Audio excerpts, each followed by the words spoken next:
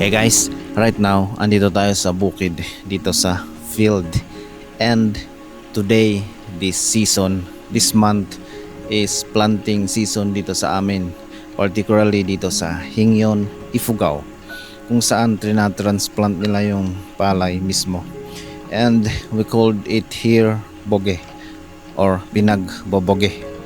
Yeah, and dito is mostly yung mga babae lang yung nag-transplant. Yeah, unlike the others na pwede yung lalaki or both. So ayun, dahil medyo boring ngayon, wala tayong ginagawa. Yeah, so medyo pagod tayo sa pag-i-edit. Kaya ayun, nandito tayo para mag-vlog, mag-content. And as usual, I'm a videographer, that's why gagawa tayo ng montage. Yeah, so ayun, enjoy the video.